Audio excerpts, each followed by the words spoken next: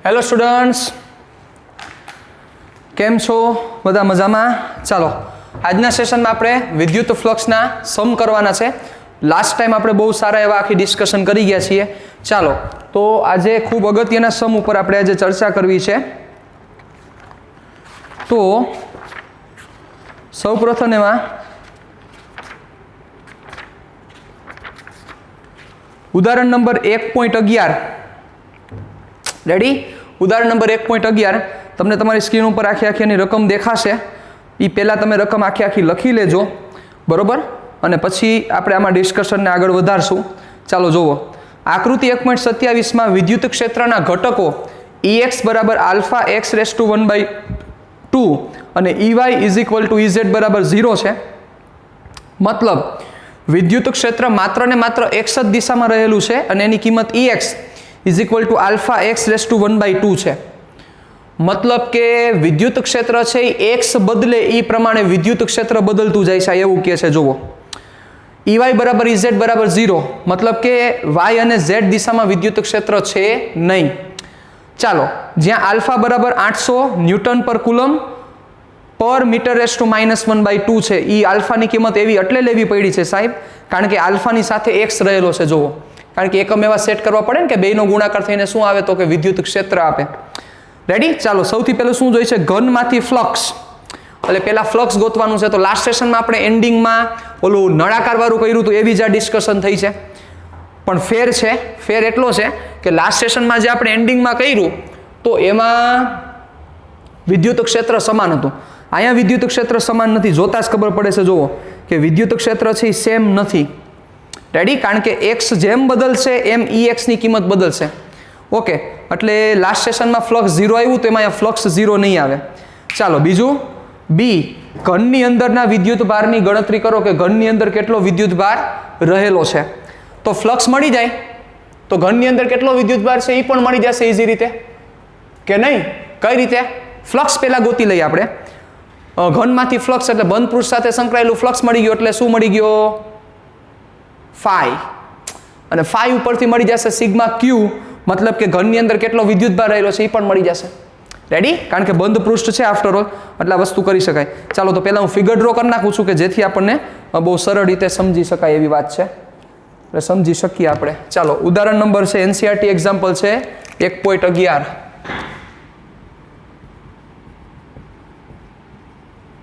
મસ્ત સમજે. એટલે આ સમ જો પૂછવું હોય તો 4 માર્ક્સમાં પણ પૂછી શકાય ને 3 માર્ક્સમાં પણ પૂછી શકાય. પરીક્ષક ઉપર આધાર રાખે છે કે કેટલા માર્ક્સ આને આપવા. રેડી? ચલો, થોડુંક ધ્યાન આપજો બરોબર રીતે.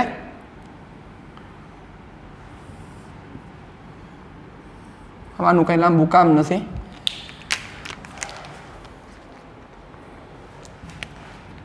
જોજો બરોબર.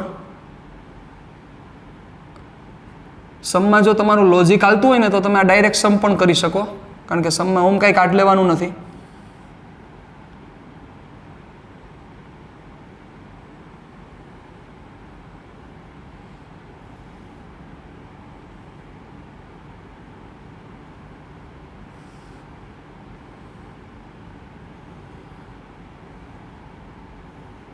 રેડી? આ રીતની અરેન્જમેન્ટ છે.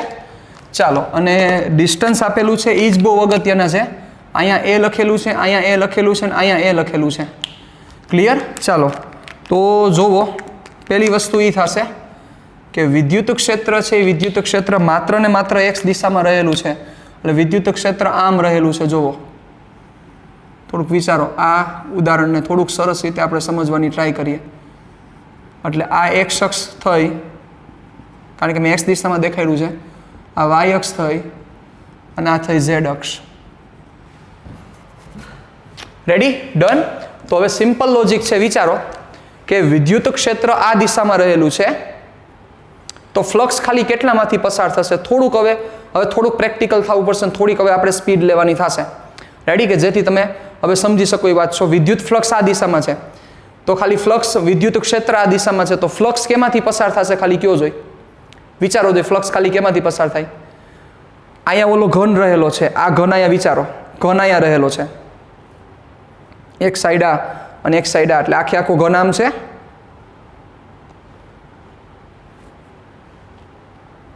રેડી?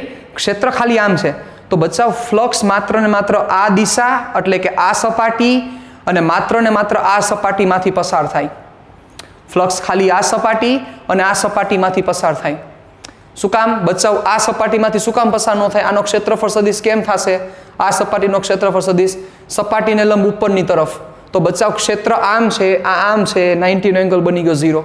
એવી જ રીતે આ સપાટીમાંથી ન થાય તો આ નીચેની સપાટીમાંથી પણ ન થાય કારણ કે એનો ક્ષેત્રફળ સદિશ નીચે જાય.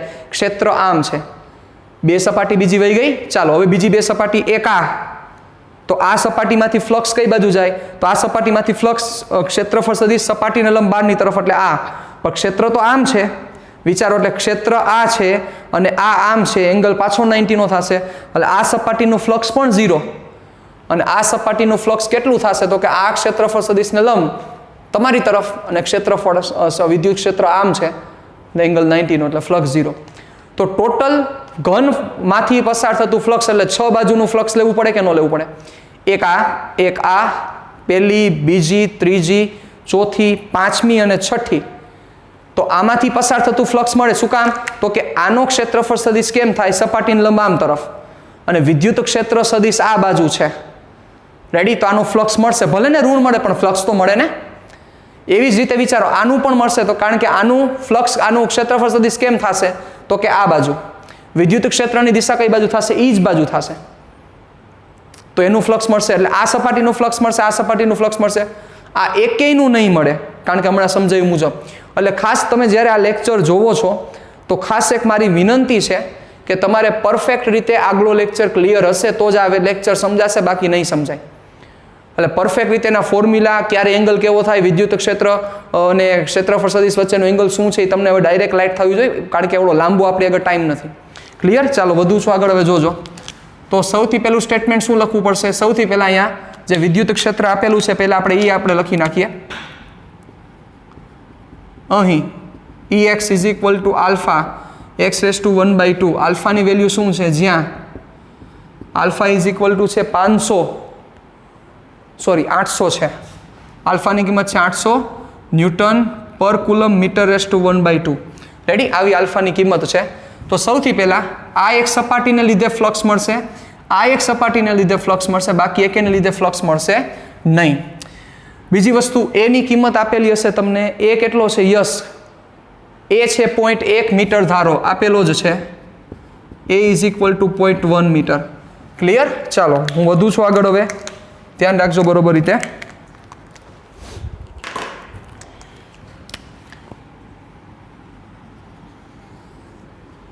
તો સૌથી પહેલા શું લખવું પડશે? અહીં માત્ર સપાટી 1 અને સપાટી 2 માંથી પસાર થતું વિદ્યુત ફ્લક્સ મળશે. બીજી બધી સપાટી માટે વિદ્યુત ક્ષેત્ર અને પૃષ્ઠફળ સદિશ વચ્ચેનો ખૂણો કેટલાનો થાય છે? 90 નો થાય છે. ચાલો તો પહેલા ઈ સ્ટેટમેન્ટ આપણે લખીએ, અહીંયા લખી નાખીએ. ચાલો અહીં માત્ર સપાટી 1 અને 2 માંથી પસાર થતું વિદ્યુત ફ્લક્સ મળે કારણ કે બાકીની બધી સપાટી માટે E અને DA વચ્ચેનો ખૂણો 90 ડિગ્રી થશે, જેથી બાકીની સપાટી માંથી પસાર થતું ફ્લક્સ કેવું થશે? શૂન્ય થશે. ક્લિયર? ચાલો તો હવે આપણે શું કરી નાખીએ તો કે અહીંયા પહેલા વિદ્યુત ક્ષેત્ર સદિશ દેખાડી દો. અહીંયા વિદ્યુત ક્ષેત્ર સદિશ આ બાજુ થશે એટલે E1 અને આ જગ્યાએ કઈ બાજુ થશે? આ બાજુ થશે E2. પણ ક્ષેત્રફળ સદિશ કેમ થાય તો કે ક્ષેત્રફળ સદિશ સપાટીને લંબ 12 તરફ એટલે આને આપણે કહી દઈએ A1 અને આનો ક્ષેત્રફળ સદિશ કઈ બાજુ થશે? આ બાજુ એટલે A2 કારણ કે સપાટીને લંબ 12ની તરફ થશે. તો અહીંયા E અને A વચ્ચેનો એંગલ 180 છે ને અહીંયા 0 છે. બીજી વસ્તુ જોવો, E1 ને E2 મેં કર્યા. A1 A2 કરવાનું કારણ શું છે? મૂલ્ય ફરે છે એટલે નહીં. A1 A2 કરવાનું કારણ છે દિશા બદલે છે એટલે. પણ E1 E2 કરવાનું કારણ શું છે? મૂલ્ય બદલે છે, કારણ કે x બદલી જશે. જુઓ સમજા, શું બદલી જશે? x બદલશે. x બદલે એટલે E બદલી જાય. એના કારણોસર મેં ત્યાં E1 અને E2 મેન્શન કરેલા છે. ચાલો ધ્યાન રાખજો. ઘનમાંથી પસાર થતું વિદ્યુત ફ્લક્સ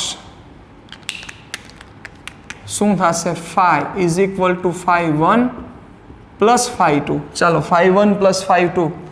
phi1 શું થશે? હવે અહીંયા પાછું આમ ઓલું ચકેડું ન મારતા, કારણ કે એક જ સપાટી છે. રેડી? એટલે ન થાય.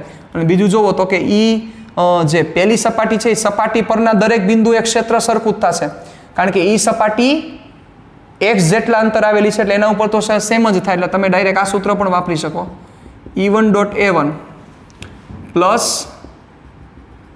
E2 dot A2. ચાલો વધુ આગળ. E1 dot A1 E2 dot A2. ચાલો ડોટ પ્રોડક્ટ કાઢો. અહીંથી શું થશે? E1 A1 કોસ, હાલો E1 A1 વચ્ચેનો ખૂણો 180 સ્ટેપ કાપું છું હવે હું, plus E2 A2 cos 0 degree. Ready? ચાલો કોસ 180 માઇનસ 1 એટલે માઇનસ E1 A1 અને A1 ની કિંમત શું થશે બચ્ચાઓ? એરિયા ઘન છે એટલે એરિયા શું થશે? A સ્ક્વેર, એ જેટલી કિંમત છે, પ્લસ E2 A2 એટલે A સ્ક્વેર કોસ 0 શું થશે? 1 થશે. ચાલો વધી જાવ આગળ. A સ્ક્વેર કોમન કાઢો એટલે E2 minus E1 A square. E2 ની કિંમત શું થશે? યસ, એટલે બીજી સપાટી પાસે વિદ્યુત ક્ષેત્ર. તો લોચો એ જ છે કે બીજી સપાટી પાસે x ની કિંમત શું થશે? વિચારો. આવડી જાય તો કામ થઈ જાય. હા, તો એના માટે હું તમને એક વસ્તુ કહી દઉં કે એમાં થોડીક હરખી અરેન્જમેન્ટ નથી આપી. આ એ છે એ અહીંયા લખેલો છે, તમારે અહીંયા માનવાનો છે. આ એ બરોબર. એટલે પહેલી સપાટી છે એ પહેલી સપાટી x અક્ષ ઉપર કેટલા અંતર આવેલી છે? a જેટલા અંતર આવેલી છે. અને જે આ બીજી સપાટી છે એ તો ખબર પડે જ છે કે આ a એડ થશે. એટલે પહેલી સપાટી a પાસે, બીજી સપાટી અહીંથી હજી આગળ a, એટલે અહીંયા આવેલી છે બીજી સપાટી. તો બીજી સપાટી ક્યાં આવેલી છે? a અને a 2a પાસે આવેલી છે. એટલે ખાસ વસ્તુ મગજમાં રાખવી પડશે કે પહેલી સપાટી માટે તમે x ની કિંમત મૂકવી પડશે a, બીજી સપાટી માટે તમારે x ની કિંમત મૂકવી પડશે 2a. ચાલો મૂકો, શું થશે ધ્યાન રાખજો બરોબર રીતે. ચાલો એટલે આલ્ફા E2 છે એટલે આલ્ફા x ની કિંમત 2a raise to 1/2 minus E1 ની કિંમત કેટલી થશે? Alpha a raise to 1/2. ચાલો એટલે a સ્ક્વેર. હવે હજી શું કોમન નીકળી જશે? જોવો, આલ્ફા પણ કોમન નીકળી જાય અને a પણ કોમન નીકળી જાય, પણ એ ઘાત સાથે નીકળશે. એટલે પહેલાં કોમન કાઢી લ્યો તો શું થશે? જોજો બરોબર રીતે. આલ્ફા કોમન નીકળો એટલે પહેલાં હું આલ્ફા લખી નાખું, પછી a ની કઈ ઘાત નીકળશે? 1/2 ઘાત. વધઘટ બોલો. અંદર 2 ની 1/2 ઘાત માઇનસ આલ્ફા નીકળી ગયો, a રેસ ટુ 1/2 નીકળી ગયા, એટલે ખાલી 1 વધ્યા. રેડી? ચાલો ભેગું કરો. અહીંયા આલ્ફા 2 ઘાત 1/2 ઘાત ભેગું કરો એટલે 2 પ્લસ 1/2 5/2 એટલે a રેસ ટુ 5/2 √2 માઇનસ 1. આ a ની કિંમત છે તો કે છે, આલ્ફાની કિંમત છે તો કે છે. બધી વેલ્યુ મૂકીને આન્સર તમારે લઈ આવવાનો છે, મારે નહીં. આ ફાઈ થયો. ન્યૂટન મીટર સ્ક્વેર પર કુલમ. આ ફાઈ.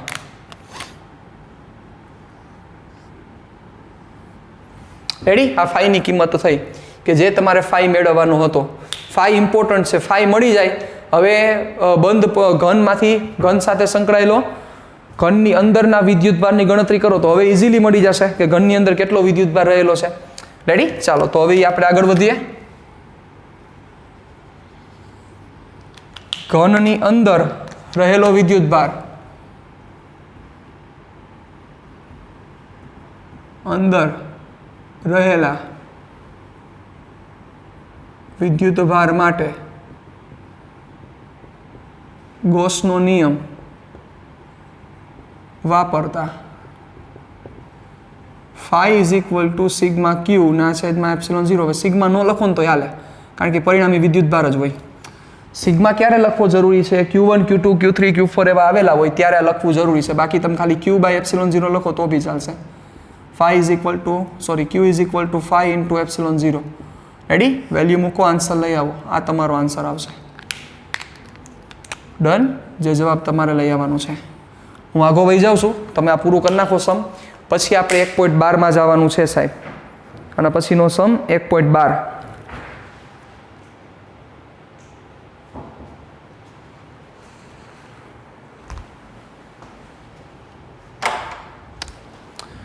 ચાલો હવે 1.12 તરફ આપણે આગળ વધીએ.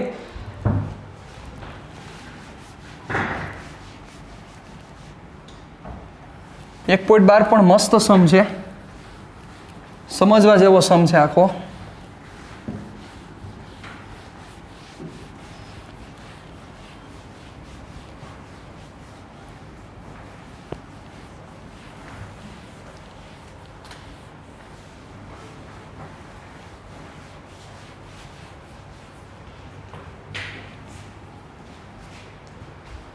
ચાલો 1.12 રેડી, જેની રકમ તમને તમારી સ્ક્રીન ઉપર આખી દેખાશે. ચાલો હવે આ રકમ તમે વાંચશો એટલે તમને વચ્ચે દેખાશે એવું આકૃતિ 1.28 જુઓ, 5મી લીટીમાં એવું લખેલું છે. તો પહેલી મારે તમને એ વાત કરવી છે કે આ આકૃતિ દેવાની કોઈ જરૂરિયાત નથી. આકૃતિ આપણે બનાવવાની હોય, આપણે એ આખી બનાવવાની થશે કે એનો આન્સર શું આવશે, આકૃતિ કેવી થશે. બરાબર? એ દેવાની જરૂર નથી, પણ આ લોકોએ દીધેલી છે. પણ હું હમણાં અહીંયા રિપ્રેઝન્ટ નહીં કરું, આપણે બનાવશું આખી આકૃતિ. ચાલો વાંચો. એક વિદ્યુત ક્ષેત્ર ધન x માટે ધન x દિશામાં અને સમાન છે. ધન x માટે એટલે x અક્ષની ધન દિશા માટે એક ધન x દિશામાં છે અને સમાન છે. તેમજ ઋણ x માટે તેટલા જ મૂલ્યનું સમાન અને ઋણ x દિશામાં છે. એટલે એક વિદ્યુત ક્ષેત્ર એવું ઉત્પન્ન કરેલું છે. કેવું ઉત્પન્ન કરેલું છે વાંચો જોઈ, કે ધન x માટે ધન x દિશામાં અને સમાન. એટલે ધન x માટેનું કામ પૂરું થઈ ગયું. પછી ઋણ x માટે ઋણ x દિશામાં અને સમાન. રેડી? એટલે કે ધન x બાજુ જે ક્ષેત્રની કિંમત છે એટલું જ મૂલ્ય ઋણ x બાજુ છે, પણ દિશા એકબીજાથી વિરુદ્ધ છે. ઓકે. x ગ્રેટર દેન 0 એટલે ધન માટે વાત થઈ. x ગ્રેટર દેન 0 માટે E બરાબર 200 I કેરેટ ન્યૂટન પર કુલમ છે. એટલે E બરાબર કેટલી કિંમત છે? 200 I કેરેટ ન્યૂટન પર કુલમ. x ગ્રેટર દેન 0 માટે. અને x લેસ દેન 0 માટે એટલે કે ઋણ x માટે E ની કિંમત -200 I કેરેટ ન્યૂટન પર કુલમ છે. સમજી ગયા? હમણાં વાત કરી મુજબ આપેલ છે. બરોબર? આવું દીધેલું છે. વાંચો આગળ. 20 સેન્ટીમીટર લંબાઈ અને 5 સેન્ટીમીટર ત્રિજ્યાના નળાકારનું કેન્દ્ર ઉગમ બિંદુ પર અને અક્ષ x દિશામાં છે. યસ, હવે અહીંથી તમારી આકૃતિ બનવાની ચાલુ થશે. 20 સેન્ટીમીટર લંબાઈ અને 5 સેન્ટીમીટર ત્રિજ્યાના નળાકારનું કેન્દ્ર, 20 સેન્ટીમીટર લાંબો નળાકાર છે, 5 સેન્ટીમીટર એની ત્રિજ્યા છે. એ નળાકારનું કેન્દ્ર ઉગમ બિંદુ પર અને અક્ષ x દિશામાં છે. નળાકારની અક્ષ એટલે એની ભૌમિતિક અક્ષ x દિશામાં છે. આખી વસ્તુ ખબર પડી ગઈ. જેથી એક સપાટી x બરાબર +10 પાસે અને બીજી સપાટી x બરાબર -10 પાસે. ઓબ્વિયસ છે બચ્ચા, એનું ઉગમ બિંદુ સેન્ટરમાં હોય, એનું કેન્દ્ર સેન્ટરમાં હોય તો અડધો નળાકાર x અક્ષની ધન દિશા બાજુ હશે અને અડધો નળાકાર x અક્ષની ઋણ દિશા બાજુ હશે. ચાલો આટલું પહેલા ડ્રો કરી નાખી, પછી આપણે પ્રશ્ન વાંચી લ્યો શું છે. ચાલો, નો પ્રોબ્લેમ. દરેક સપાટ બાજુઓમાંથી બહાર આવતું કુલ ફ્લક્સ, દરેક સપાટ બાજુ એટલે સેપરેટ બાજુમાંથી આવતું ફ્લક્સ. પછી નળાકારની વક્ર બાજુ એટલે આ બાજુ થઈ વક્ર સપાટી, એમાંથી બહાર આવતું ફ્લક્સ. ત્રીજું નળાકારમાંથી બહાર આવતું કુલ ફ્લક્સ. એટલે પછી પહેલા કીધું સપાટ બાજુ, પછી આ નળાકારની વક્ર સપાટી, પછી કુલ ફ્લક્સ. કુલ ફ્લક્સ એટલે સપાટ બાજુનું અને વક્ર સપાટીનું. અને પછી છે નળાકારની અંદર કુલ વિદ્યુતભાર કેટલો. તો કુલ વિદ્યુતભાર ગોતવો આપણા માટે ઈઝી છે, ગોસનો નિયમ આપણને આવડે છે. એટલે રેડી? ચાલો હવે જુઓ. તો પહેલાં હું ફિગર ડ્રો કરી નાખું છું એટલે આપણને પરફેક્ટ ક્લિયરન્સ મળે. ચાલો જોજો બરોબર રીતે. એક્ઝામ્પલ નંબર છે 1.12. Sorry, not example, this is illustration, એટલે કે ઉદાહરણ નંબર છે. ચાલો જોજો. આ પ્રશ્ન પણ 4 માર્ક્સમાં પૂછી શકાય, કારણ કે આમાં બહુ એક મહત્વની વસ્તુ સમજવા જેવી છે. એ સમજાઈ જાય એટલે તમારું કામ પૂરું થઈ ગયું. તો પહેલાં આપણે શું કરી નાખીએ, નળાકાર દોર નાખીએ એટલે આપણને દોરવું ઇઝી પડે. જોજો બરોબર, આ નળાકાર. ઓકે, નળાકારની અક્ષ, ચાલો આ અક્ષ થઈ ગઈ કે જે એક્સ અક્ષ ઉપર છે. આપણે એક્સ અક્ષ ઉપર જ લેવાની થશે. આ એનું કેન્દ્ર, એટલે ઓબ્વિયસ છે મારે આ કમ્પલસરી હવે વાય લેવો પડશે. ચાલો આ વાય અક્ષ, આ એક્સ, આ અક્ષ. ક્લિયર? ચાલો આ ઓ, આ એક્સ બરાબર 10 સેન્ટીમીટર અને આ એક્સ બરાબર -10 સેન્ટીમીટર. વિદ્યુત ક્ષેત્ર 2 છે. આ બાજુ છે એની કિંમત E1 છે, એને આપણે E1 નામ આપી તો 200 I કેરેટ ન્યૂટન પર કુલમ. અને આ બાજુ છે એની કિંમત છે 200 જ, પણ દિશા ઊંધી છે એટલે મારે -200 I કેરેટ લખવું પડશે ન્યૂટન પર કુલમ. રેડી? અને ત્રિજ્યા કેટલી આપેલી છે? ત્રિજ્યા છે 5 સેન્ટીમીટર. જો હું ખોટું નથી, યસ, ત્રિજ્યા 5 સેન્ટીમીટર. એટલે આ ત્રિજ્યા થઈ 5 સેન્ટીમીટર. ચાલો આ ત્રિજ્યા થઈ 5 સેન્ટીમીટર. એટલે R is equal two 5 centimetre. આપણે કિંમત બધી અહીંયા જ લખી નાખીએ તો વધારે બેટર રહેશે. કિંમત અહીંયા નથી લખવી, ખમો. એટલે અહીંયા E1, અહીંયા E2. ચાલો તો E1 ની કિંમત થશે 200 I કેરેટ ન્યૂટન પર કુલમ. E2 ની કિંમત થશે -200 I કેરેટ ન્યૂટન પર કુલમ. રેડી? ચાલો વધીએ આગળ.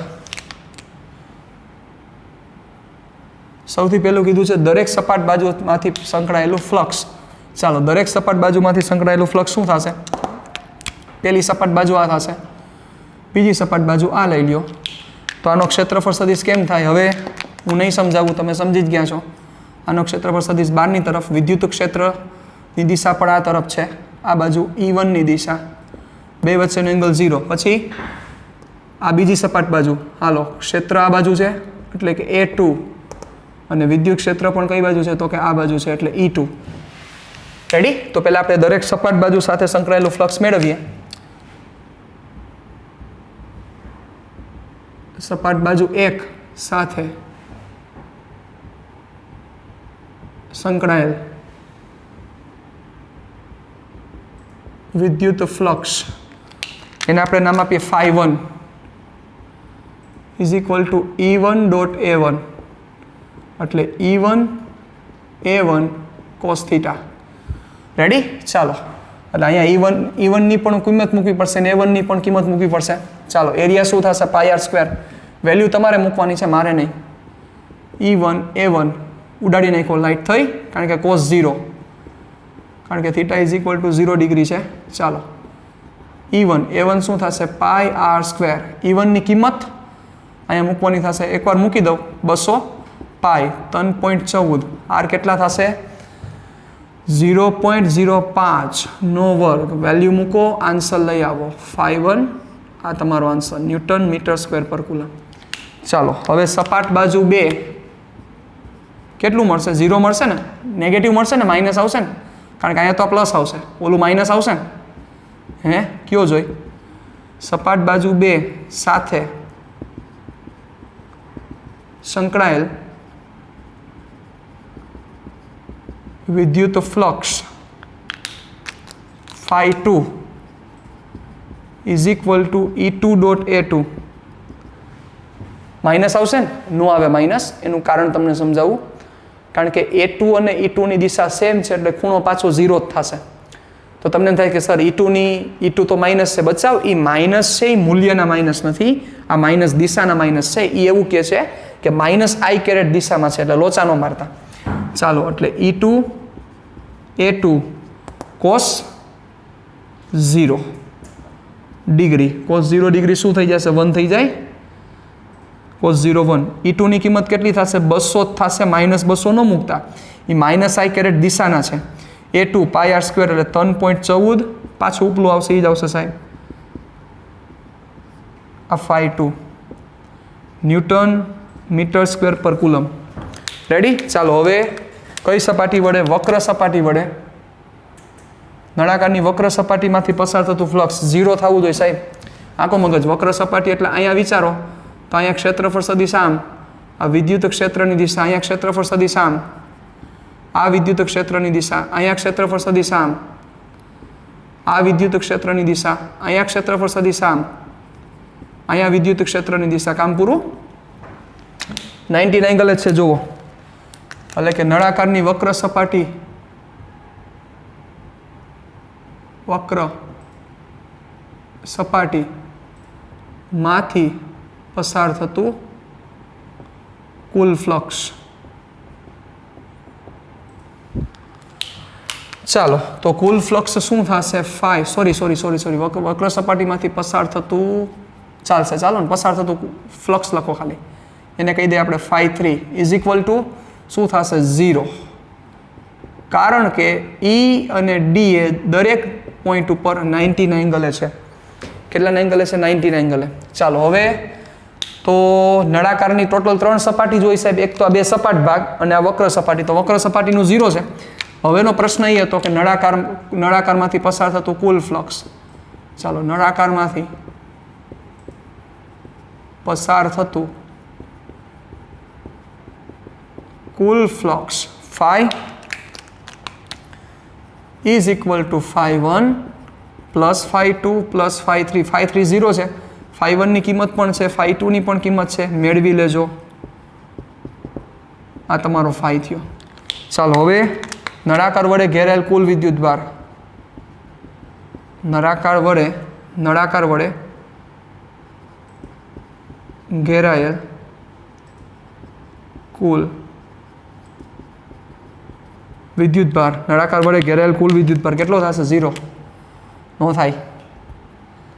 કુલ વિદ્યુત ભાર માટે 0 નહીં થાય કારણ કે ફ્લક્સ 0 નથી.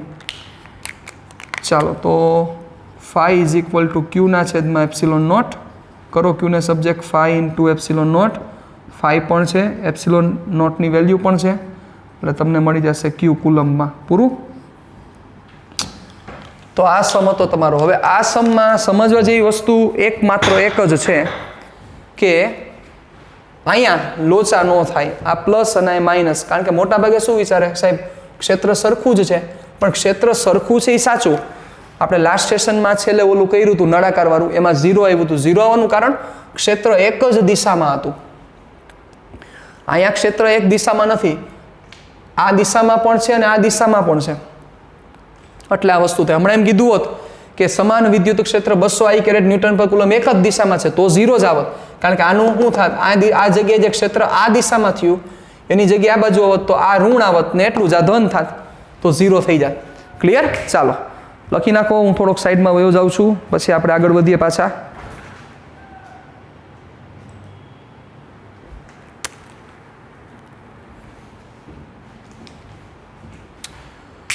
ચાલો વધીએ આગળ. હવે શું છે હવેના પછીના સમ? આપણે જઈએ સ્વાધ્યાયના દાખલા તરફ.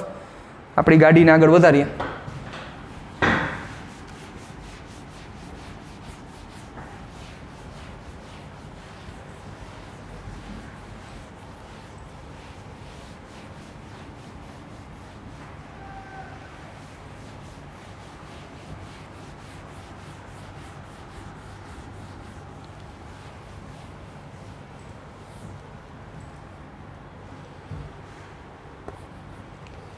ચાલો હવે આપણે જે સ્વાધ્યાયનો દાખલા ઉપર જે ચર્ચા કરવી છે કરીએ. ચાલો ક્યાં કરશું દાખલા? જોતા જઈએ. ચાલો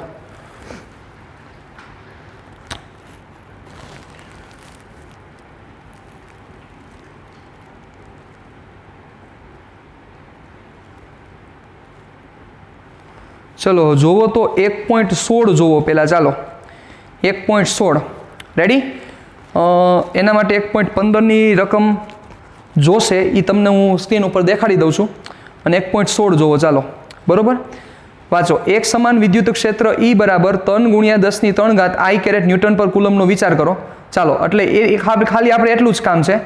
એક સમાન વિદ્યુત ક્ષેત્ર E બરાબર 3 × 10³ I કેરેટ ન્યૂટન પર કુલમ જેટલું વિદ્યુત ક્ષેત્ર ઓલરેડી રહેલું છે. કઈ દિશામાં છે? I કેરેટ છે. ચાલો હવે 1.16 વાંચો. 20 સેન્ટીમીટરની બાજુવાળા એક ઘન કે જેની બાજુઓ, એક ઘન લેવાનો છે 20 સેન્ટીમીટરની બાજુ, એક ઘન કે જેની બાજુઓ યામ સમતલોને સમાંતર રાખેલ હોય. કયોને સમતલો? યામ સમતલો. યામ સમતલ એટલે કે આ XY સમતલ, YZ સમતલ ને XZ સમતલ એને સમાંતર રાખેલો હોય. હમણાં જ લેક્ચરના સ્ટાર્ટિંગમાં ન કર્યો એ જ વસ્તુ થઈ, એવી રીતે રાખેલો છે. સમાંતર રાખેલો હોય તો તેમાંથી સ્વાધ્યાય 1.15માં દર્શાવેલ વિદ્યુત ક્ષેત્રનું ફ્લક્સ કેટલું થશે? એટલે ઘનમાંથી પસાર થતું વિદ્યુત ક્ષેત્રનું ફ્લક્સ કેટલું થાય? લોજિક આંકો દો. સમાન વિદ્યુત ક્ષેત્ર છે, સમાન વિદ્યુત ક્ષેત્ર છે અને ખાલી વચ્ચે બંધ ગાળો રહેલો છે. બંધ ગાળો એટલે બંધ પૃષ્ઠ છે, ઘન છે, તેમાંથી પસાર થતું ફ્લક્સ કેટલું થાય? કેટલું થાય ફ્લક્સ? એટલે લાસ્ટ સેશનમાં છેલ્લે હું ભણ્યા હતા નળાકારવાળું. નળાકારમાં સમાન વિદ્યુત ક્ષેત્ર હોય અને નળાકાર વચ્ચે રાખ્યો તો ફ્લક્સ 0 હતું. એમાં અહીંયા પણ 0 થાય. બરોબર? સમજાવવું જોવો. બહુ સિમ્પલ વસ્તુ છે, ક્લિયર થઈ જવી જોઈએ એમને, પણ તેમ છતાં જો ન થાય તો તમને એક્સપ્લેન કરવાની ટ્રાય કરું છું. સ્વાધ્યાયનો દાખલા નંબર છે 16, 1.16. એટલે એક્ઝામ્પલ 1.16. 1.16 જોજો બરોબર રીતે.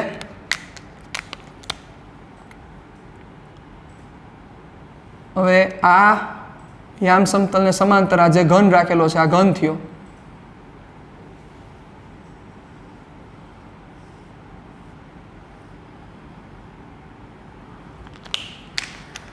રેડી?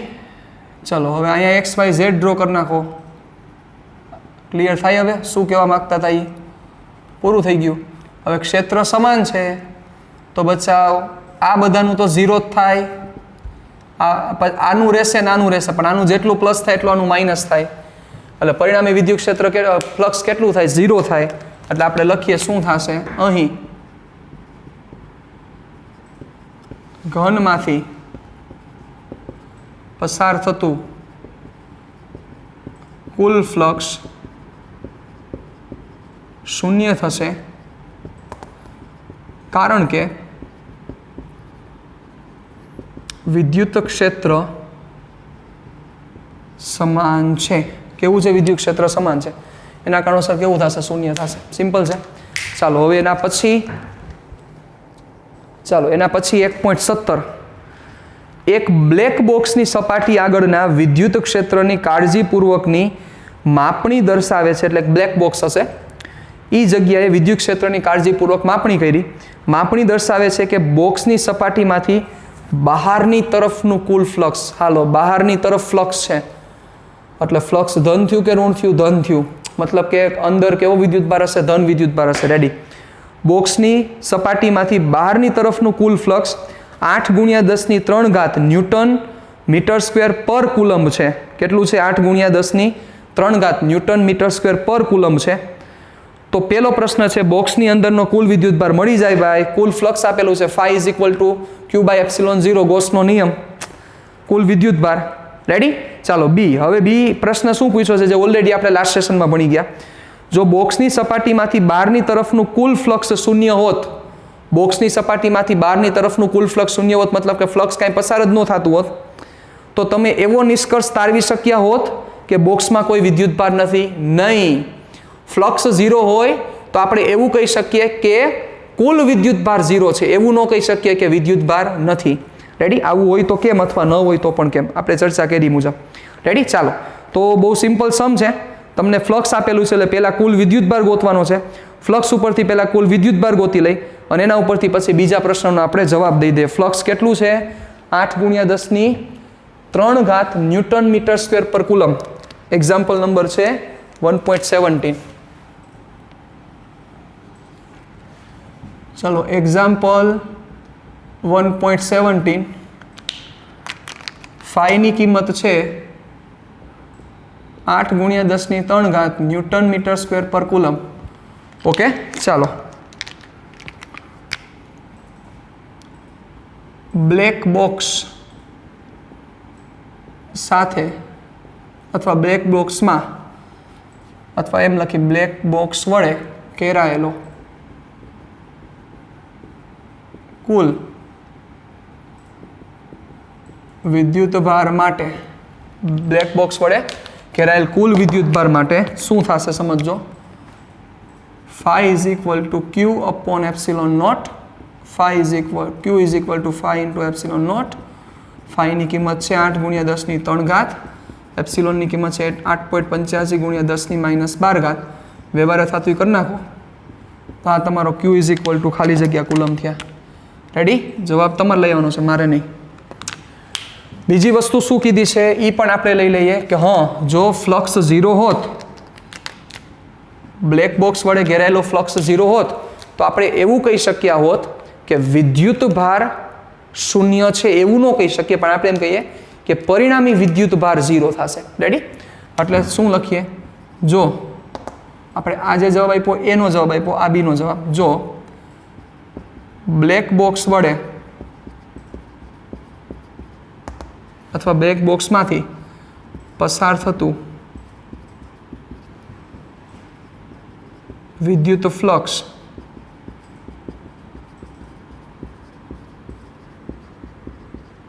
શૂન્ય હોત તો, અથવા એમ લખીએ શૂન્ય હોય તો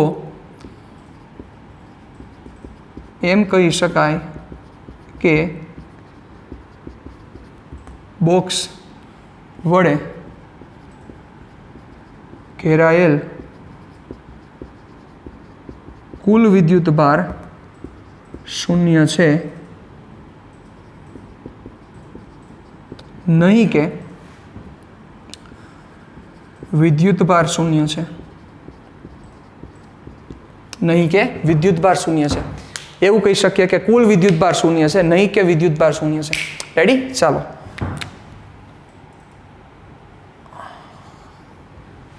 વધી આગળ એના પછીનો છે 1.18. જુઓ, 1.34 દર્શાવ્યા મુજબ 10 સેન્ટીમીટર બાજુવાળા એક ચોરસના કેન્દ્રથી 10 સેન્ટીમીટર બાજુવાળા એક ચોરસના કેન્દ્રથી બરાબર, સાંભળજો બરોબર રીતે, બહુ સારો સમ છે આ, અને એમાં જે સૂચન આપેલું છે એ સૂચનને ધ્યાન લેવું પડશે તો જ આ સમ થશે. વાંચો બરોબર. આકૃતિ 1.34 દર્શાવ્યા મુજબ 10 સેન્ટીમીટર બાજુવાળા એક ચોરસના કેન્દ્રથી બરાબર ઉપર 5 સેન્ટીમીટર અંતરે, કેટલા અંતરે? બરાબર ઉપર 5 સેન્ટીમીટર અંતરે પ્લસ 10 માઇક્રોકુલમ બિંદુવત વિદ્યુતભાર રહેલો છે. ચોરસમાંથી વિદ્યુત ફ્લક્સનું મૂલ્ય કેટલું હશે? એટલે ચોરસમાંથી, એટલે કે નીચેની જે ચોરસ સપાટી છે એ ચોરસ સપાટીમાંથી પસાર થતું વિદ્યુત ફ્લક્સનું મૂલ્ય કેટલું હશે? આવો પ્રશ્ન તમને પૂછેલો છે. આ 1.18. રેડી? ચાલો વિચારીએ થોડુંક. બહુ સિમ્પલ છે સમ, પણ સમજવા જેવો સમ પણ છે. સૂચન એવું આપેલું છે કે ચોરસને 10 સેન્ટીમીટરની ધારવાળા ઘનની એક બાજુ તરીકે વિચારો. ચાલો થોડુંક લોજિક આંકવાનું છે, ધ્યાન આપજો. 10 સેન્ટીમીટર લંબાઈ અને 10 સેન્ટીમીટર પહોળાઈની આ ચોરસ સપાટી છે. રેડી? હવે જે વિદ્યુત ભાર છે એ આ સેન્ટર. હવે આ જો સેન્ટર હોય તો શું થાય? સમજો બરોબર રીતે સાંભળજો. આ જગ્યાએ રહેલો હોય વિદ્યુત ભાર તો શું થાય કે એનું બિંદુ કયું થાય? 5 5 થાય. વિચારો, કારણ કે એક્ઝેક્ટ સેન્ટરમાં આ સેન્ટરમાં છે ને આ સેન્ટરમાં છે, એટલે 5 5. પણ એ ન્યા નથી. એને શું કીધું કે એ ચોરસનું જે કેન્દ્ર છે એ કેન્દ્રથી 5 સેન્ટીમીટર ઉપર છે. તો બચાવેના યામ ક્યાં થયા કે ભાઈ? આ 10 જો એક્ઝેક્ટ અહીંયા હોત તો 5 5 આપણે કહેત, પણ એ જે વિદ્યુત ભાર છે એ 5 સેન્ટીમીટર ઉપર છે, તો એના યામ થાય 5 5 અને 5. તો બચાવી 5 5 5 યામ છે એ કોનું કેન્દ્ર થાય? વિચારો જોઈ, થોડુંક લોજિક આકો. યસ, આ જે વિદ્યુત ભાર છે, બિંદુવત વિદ્યુત ભાર, આ વિદ્યુત ભાર સાહેબ 10 સેન્ટીમીટરના ઘનના કેન્દ્ર ઉપર રહેલો છે એવું કહી શકાય. ક્યાં રહેલો છે? 10 સેન્ટીમીટર ઘન, 10 સેન્ટીમીટર બાજુવાળા ઘન ના કેન્દ્ર ઉપર રહેલો છે એવું વિચારી શકાય. શું કામ વિચારી શકો? મગજ આકો. આનું સેન્ટર એટલે 5, આનું સેન્ટર એટલે 5, તો આ 5 અને આ 5 નું કેન્દ્ર આ થયું. જો અહીંયા રહેલો હોય તો આપણે એમ કહીએ ને કે એના ચોરસના કેન્દ્ર ઉપર છે. નહીં, 5 5 અને ન્યાથી પાછો 5 ઉપર. તો આપણે વિચારી શકીએ કે આ જે બિંદુવત વિદ્યુત ભાર છે એ ઘનના કેન્દ્ર ઉપર છે, કે જે ઘનની લંબાઈ કેટલી છે? 10 સેન્ટીમીટર છે. બીજી વસ્તુ એમ વિચારો, ચલો આ જે વિદ્યુત ભાર છે એ કેટલી બાજુ વડે કવર થાય? કવર એટલે ઘેરાય. થોડુંક લોજિક આકો. ચલો આ બિંદુવત વિદ્યુત ભાર છે, એક બાજુ આમ રહેલી હોય, વિચારો જોઈ, સમજો. એક બાજુ અહીંયા રહેલી હશે એવડી 10 સેન્ટીમીટર વાળી, એક બાજુ અહીંયા રહેલી છે એટલી જ 10 સેન્ટીમીટર વાળી, અને એક બાજુ અહીંયા રહેલી છે એટલી જ 10 સેન્ટીમીટર વાળી, અને એક બાજુ ઉપર રહેલી હશે 10 સેન્ટીમીટર વાળી. તો વિચારો આ જે બિંદુવત વિદ્યુતભાર છે એ આ 10 સેન્ટીમીટર લંબાઈનું જે ઘન બને છે એ ઘનના કેન્દ્ર ઉપર છે. તો હવે ઘનના કેન્દ્ર ઉપર રહેલો છે એવું વિચારો, તો ઘનને 6 બાજુ થઈ. કેટલી બાજુ થઈ? ઘનને 6 બાજુ. તો એ 6 બાજુમાંની એક બાજુ આ થઈ કે ન થઈ? તો વિચારો આ આખા ઘનમાંથી પસાર થતું ફ્લક્સ કેટલું થાય? આખા ઘનમાંથી પસાર થતું ફ્લક્સ, ઘન આખો લઈ લ્યો એટલે એ આખો શું થઈ ગયો? બંધ આખો ગાળો થઈ ગયો, બંધ પૃષ્ઠ થઈ ગયું. તો ઘનમાંથી પસાર થતું ફ્લક્સ Q/ε0. પણ એ ઘનમાંથી પસાર થતું ફ્લક્સ 6 બાજુ વડે થાય છે. આ પહેલી, આ બીજી, આ ત્રીજી, આ ચોથી, આ પાંચમી અને આ છઠ્ઠી. તો એમાંથી કોઈ એક બાજુ એટલે શું કરવું પડે? બધાયના ભાગે કેટલા હરખા ભાગ આવશે? એટલે Q/6ε0 થશે. તો શું થશે? ચાલો ધ્યાન દેજો બરોબર રીતે. દાખલા નંબર 18. રેડી? ચલો જોજો. પહેલા હું ઘન દોરી નાખું.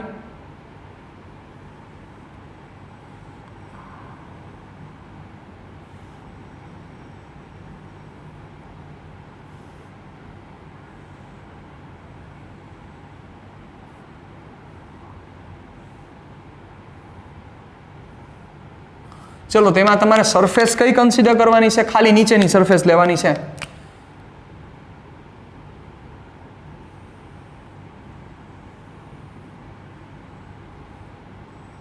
બીજી એક સપાટી લેવાની નથી. રેડી? એટલા ડોટેડ દેખાડી દો. એટલા ઇમેજિનેશન મેં કરેલું છે એનો મિનિંગ એવો થયો, કારણ કે આવો ઘન નથી જ ને, તમને ખબર જ છે.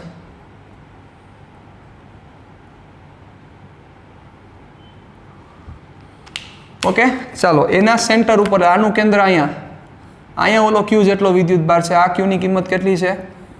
10 માઇક્રોકુલમ. ચાલો જોજો બરોબર. અહીં બિંદુવત વિદ્યુત ભાર Q એ 10 સેન્ટીમીટર બાજુવાળા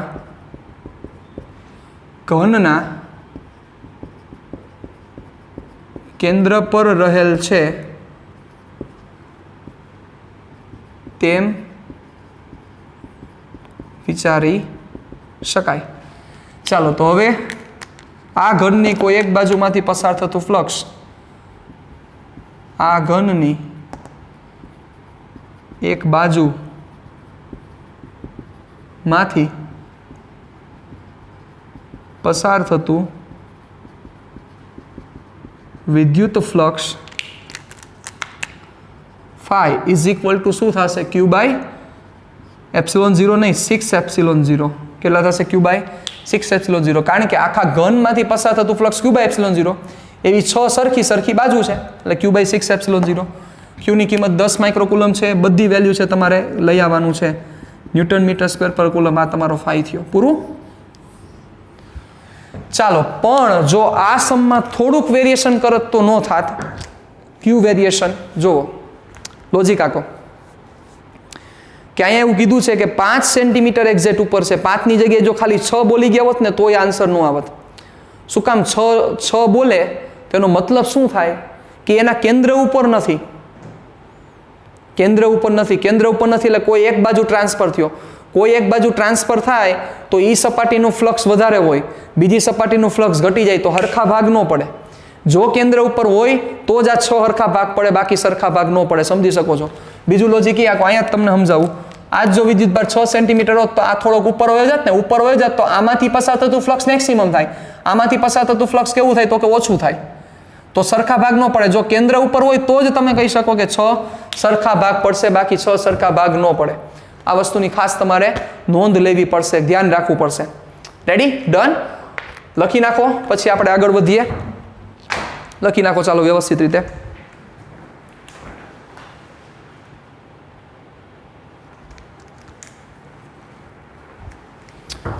ચાલો હવે પછી આપણે જે સમ કરવો છે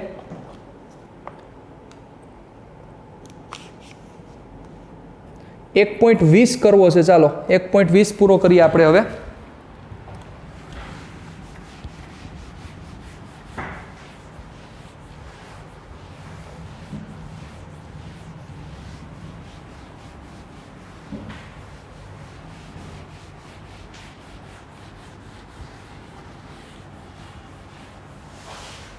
$1.20 જોવો 10 સેન્ટીમીટર ત્રિજ્યા ધરાવતી ગોળાકાર ગૌસિયન સપાટીના કેન્દ્ર પર મૂકેલા બિંદુવત વિદ્યુત ભારને લીધે તે સપાટીમાંથી અંડરલાઈન જોજો -1 × 10⁻³ ન્યૂટન મીટર સ્ક્વેર પર કુલમનું ફ્લક્સ પસાર થાય છે.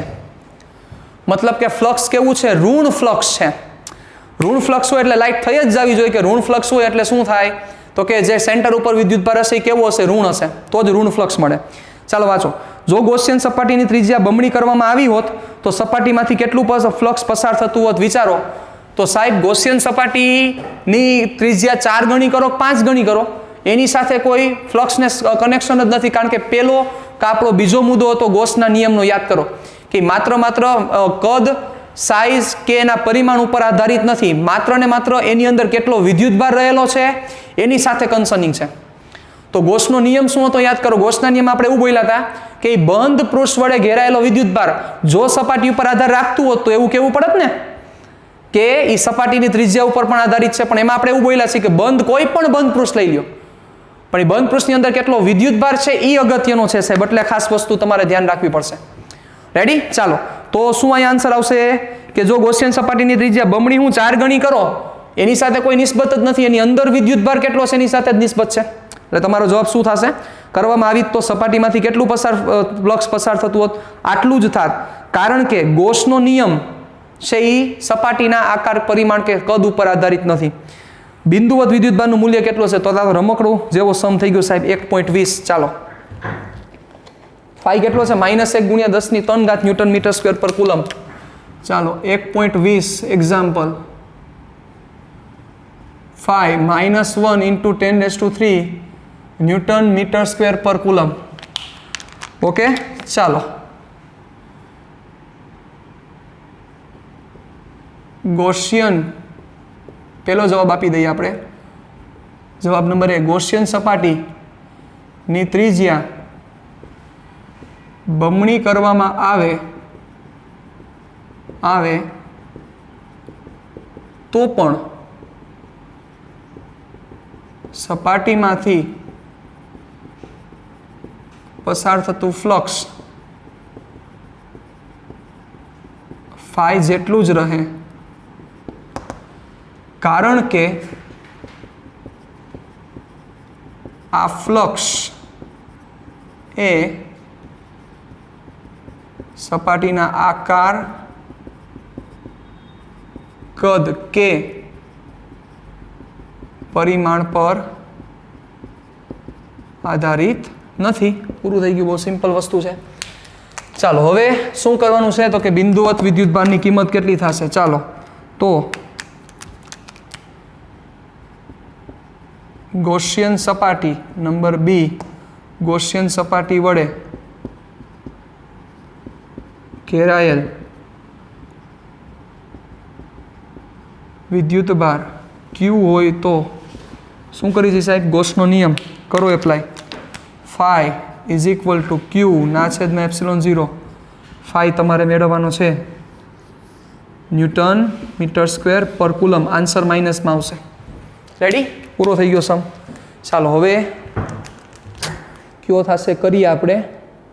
યસ, 1.22 કરી નાખીએ. ચાલો 1.22 નંબરનો સમ જોવો. 2.4 મીટરનો વ્યાસ ધરાવતો એક સમાન વિદ્યુતભારિત ગોળા પર વિદ્યુતભારની પૃષ્ઠ ઘનતા 80 માઇક્રોકુલમ પર મીટર સ્ક્વેર છે. 2.4 મીટરનો વ્યાસ ધરાવતો એક સમાન વિદ્યુતભારિત ગોળો છે.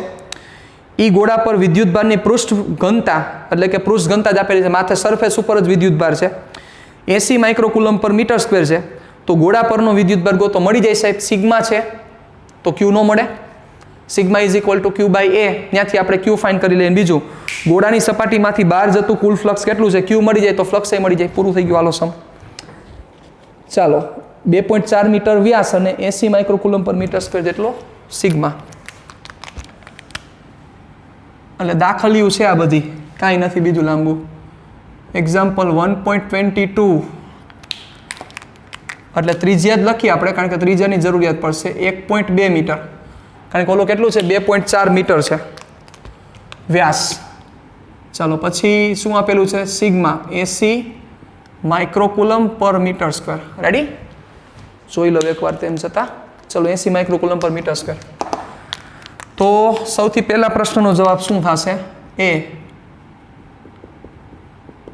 ગોળાની સપાટી પરનો કુલ વિદ્યુત ભાર ક્યુ હોય તો ક્યાંથી મેળવશો? સિગ્મા ઉપરથી, ક્યુ અપોન એરિયા. રેડી? ચાલો. અને તમને એવો પ્રશ્ન થતો હોય કે સર ગોળો છે તો 4/3 પાયર ક્યુબ ન લેવું પડે? અહીંયા કીધું જ છે કે એ વિદ્યુતભાર સપાટી ઉપર છે, એટલે અંદર ક્યાંય વિદ્યુતભાર વિતરણ થયેલો નથી. વિદ્યુતભાર ક્યાં રહેલો છે? જો અંદર વિતરણ થયેલો હોત, અહીંયા બધે હોત, તો તમારે અહીંયા રો કન્સિડર કરવો જ પડે. પણ વિદ્યુતભાર વિતરણ કીધેલું જ છે કે સપાટી ઉપર વિતરિત છે, એટલે તમારે ખાલી એરિયા જ લેવો પડે, એટલે આ નહીં આવે. રેડી? ચાલો. તો sigma is equal two Q area 4πr². કરો ક્યુને સબ્જેક્ટ, એટલે 4πr² સિગ્મા. વેલ્યુ મૂકો, આન્સર લઈ આવજો તમે. ચાલો હવે ગોળાની સપાટીમાંથી પસાર થતું કુલ ફ્લક્સ. ચાલો, સપાટીમાંથી પસાર થતું કુલ flux phi is equal to ક્યુના છેદમાં ε0. વેલ્યુ મૂકો, આન્સર લઈ આવજો. મળીએ નેક્સ્ટ સેશનમાં. ટાટા બાય બાય, સિયા, ફિર મિલેંગે ચલતે ચલતે.